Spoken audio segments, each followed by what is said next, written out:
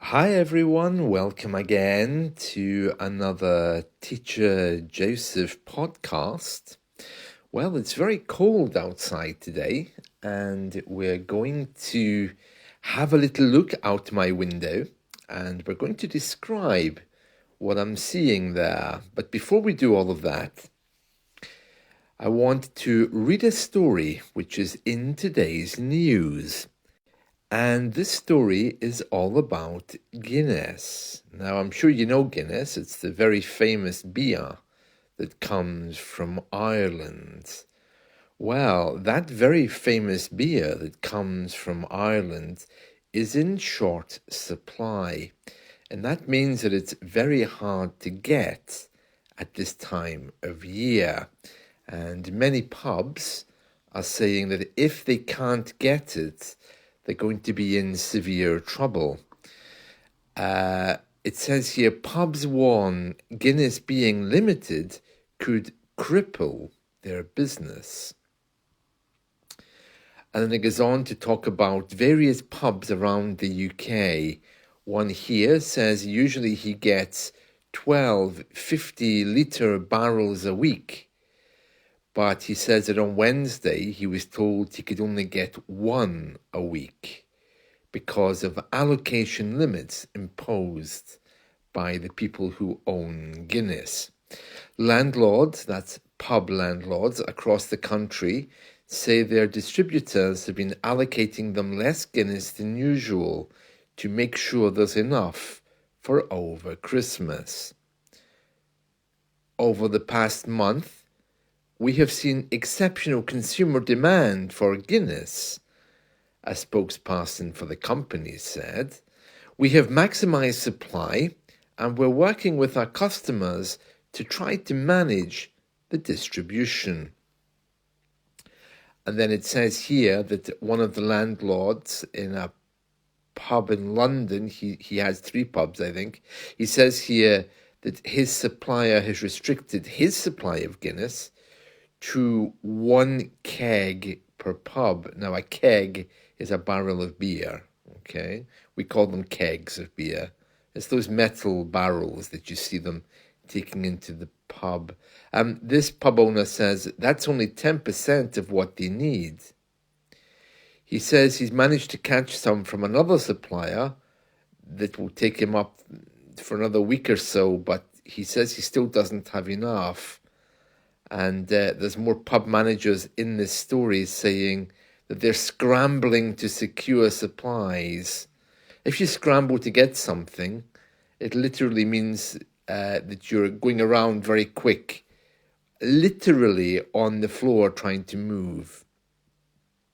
If you scramble, you have to quickly do something.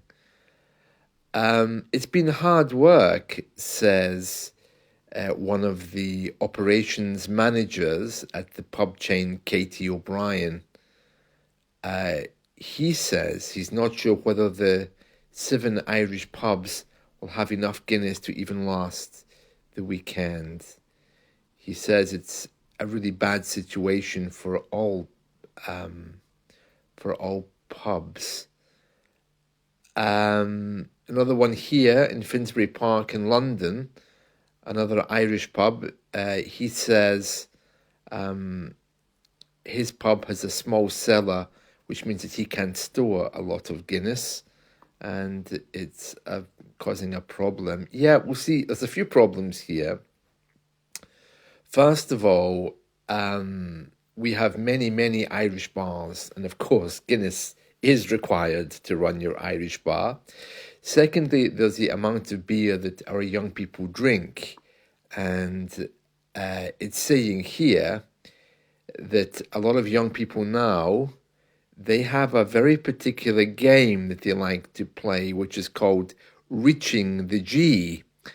And what that is amongst the young people, when you take your first swig of beer, your first swig is when you take the beer and you put it to your mouth, okay? In that first swig, you're supposed to reach the letter G on the glass. Now, if you remember, the name Guinness is written across the glass. Okay, Guinness is served to you in a particular glass that has Guinness written on it. So you take your first swig, SWIG, and the idea is you reach that letter on the glass, which is about a quarter of the way down in your first drink. And this apparently is the new trend amongst the younger people. On social media, there's a challenge that on the first mouthful or swig of Guinness, you're supposed to reach the G. And apparently, it goes on to say here, the Guinness 00, which is the non-alcoholic version of Guinness, accounts for nearly 3% of total Guinness sales in the world now. Oh, I've tried that alcohol-free Guinness. It's really interesting. It doesn't taste as thick as the other Guinness, but then different Guinnesses around the world all taste different, don't they? I know that for a while here, Guinness was supplied by Africa. It's a bit strange. And that tasted very different from the Irish Guinness. Yeah. So, very interesting, this whole G game that they have. You know, when I was a boy, and especially in my parents' generation, but also in mine, when you went to hospital for any operation, afterwards they used to give you a tiny little drop of Guinness because they thought that it made you strong. They thought that because Guinness makes you fat, they thought it helps you when you're sick. I can remember my grandparents as well. My grandmother had a bit of a chest infection. I don't know what was wrong with her. In those days, it was normal because we all had coal fires. So we had this situation where she had a chest infection, and my grandfather, he put a metal poker, like a metal bar, in the fire to heat it, and then he put it in the Guinness to heat it for her, and then forced her to drink it. And of course, in those days, Guinness was a man's drink, so my grandmother was devastated at having to drink it. She never drank much anyway. Well, not that I know of, she didn't. So, yeah, very interesting in looking back. So all change. Yeah, imagine no Guinness in the UK. That would be a bit strange, wouldn't it? That would be like a hospital without sick people. Yeah, so very interesting. It says here, the BBC understands that the Guinness factory is working at a 100% production capacity and that the allocation limits, the problems with Guinness only affect the UK. Yeah, that sounds about right, doesn't it? It's always us that suffer with these things for some reason, and nobody seems to know why. Do you remember last year I went to buy my chicken and I couldn't find any for Christmas? Yeah, the last moment I found a chicken. Scary, isn't it? Yeah, Patrick at another bar called the Faltering Fullback says he's worried that he'll run out of Guinness by Wednesday, but he's managed to secure a supply of British beer as an British beer, oh no, as an alternative. It says here, hopefully customers will realise there's more than just Guinness on the market. Yeah, but Guinness has a special place. Well, alcohol has a special place in the role of British people, doesn't it, in their lives? Well, anyway, that's the story. And let me just take you to my window now. I'm just sitting here looking out, okay? Right, so first of all, I can tell you that it's very white outside. The pavement is sparkling. It looks like we've had a slight dusting of snow.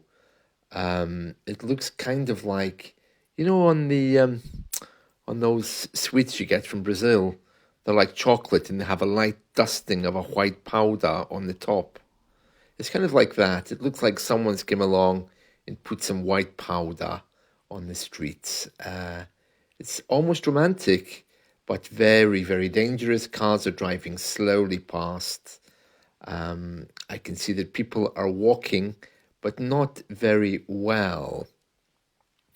The gritter, that's the man who puts little stones down to help us walk better, he hasn't been around, so it really is like a sheet of ice out there.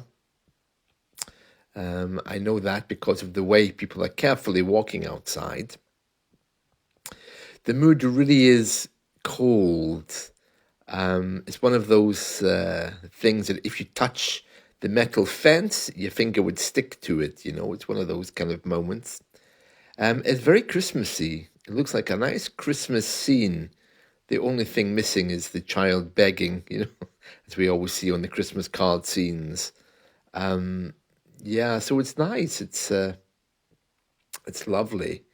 What else can I tell you? Yeah, the Christmas lights on the house across the road are all on, which reflect nicely against these pools of ice. So it's kind of beautiful, but very, very dangerous. One thing I love about winter is the darkness. So it's very, very dark, and we're all just waiting for that hope to appear, that light in the darkness. We all need that, don't we? I know that religious people use that as a metaphor, or even a literal reality for some people about the time of year and Jesus.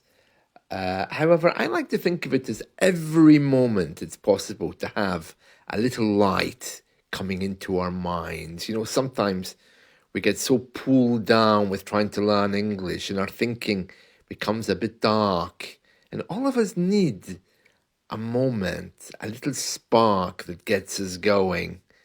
Something to reignite us, to brighten us up and remind us how nice the world can be. We don't get those very often, do we? But at Christmas time, that metaphor of the light and the darkness is very clear because it's a very, very dark morning. Oh, look at these velvet curtains. I think I'll need to get those replaced. I bought these velvet curtains recently, and they're very nice.